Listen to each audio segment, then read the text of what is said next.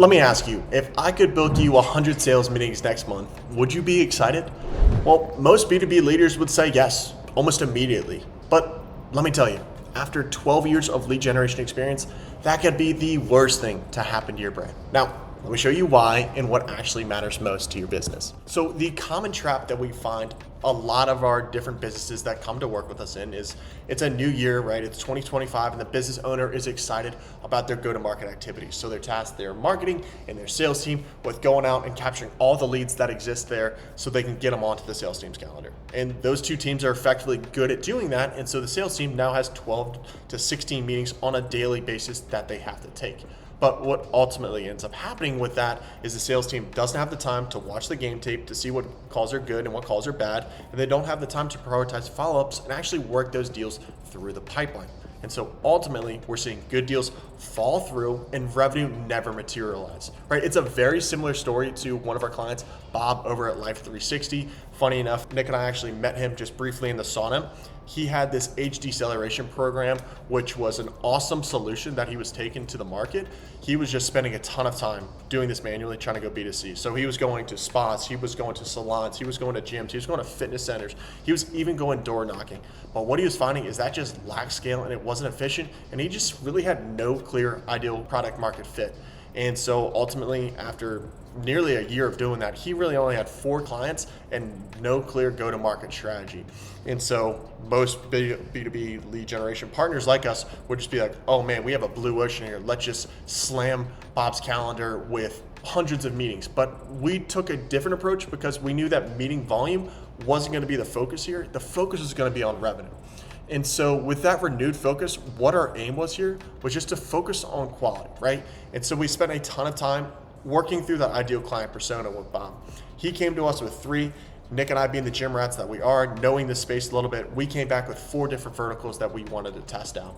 And so we conducted outreach to these individuals. And when we got into conversations with them via email, we would have some initial discovery there just to see if they're identifying and resonating with some of the similar pain points that we're helping our clients solve right now. And then also, before they could even book a call, they would have to answer a question on Calendly that they'd be willing to invest anywhere from $3,000 to $4,000 a month in this age deceleration product, right? It's a pretty high ticket item, and so we want to ensure that we're not wasting anyone's time here. Secondarily is there was a high quality focus on engagement quality indicators, right? Where the response pattern's high, were they getting back to us rather quickly? And when we ask questions around their gym, their spa, or their salon, how many seats did they have in there? How many customers were they moving through? Or how many members were in their gym? Were they willing to share that information? Were they forthcoming with us?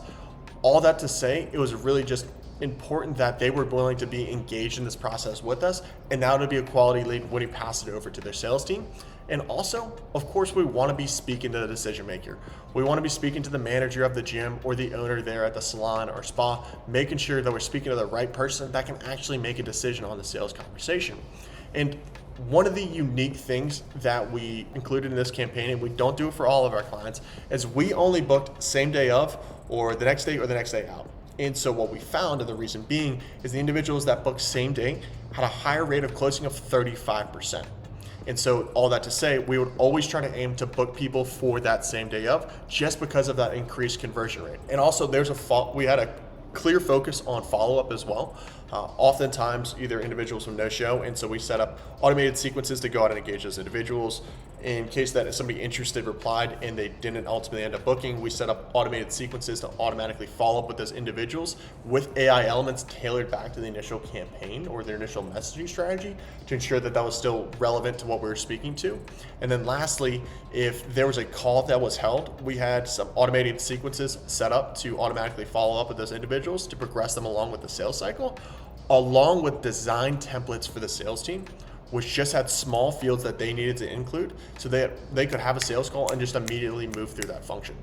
Now, what ultimately happened was after about 42 days of running this go-to-market outreach strategy, they had 22 different high-quality sales conversions on their calendar.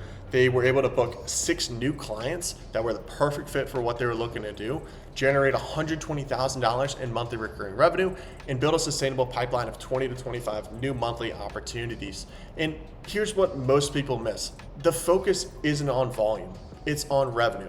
And the fact that you can get more revenue with less volume just shows that you need to take a higher quality focus on just the quality of those conversions and those conversations that you're having with prospects.